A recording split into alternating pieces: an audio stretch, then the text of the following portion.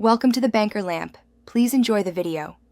You begin by opening Safari and going straight to the tab controls. This saves time versus navigating settings. Tap the Tabs button or press and hold it if you prefer a shortcut. Once done, choose Private to create a session that won't store your history, cookies, or autofill data. This isolates browsing quickly and protects recent searches. Make sure to note that bookmarks and downloads remain available unless you delete them manually.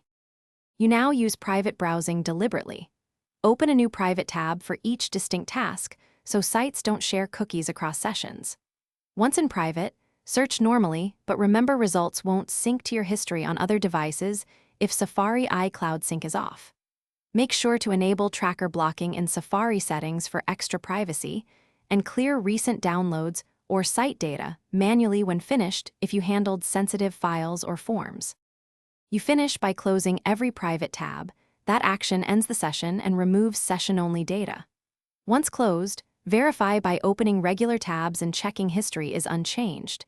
That confirms privacy worked. If pages persist or autofill still appears, restart Safari or reboot the phone and try toggling private mode again.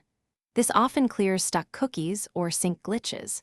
If problems continue, check Safari settings and iCloud Safari Sync. Then repeat the private session steps. Thanks for watching. If this was helpful, leave a like and consider subscribing. See you next time.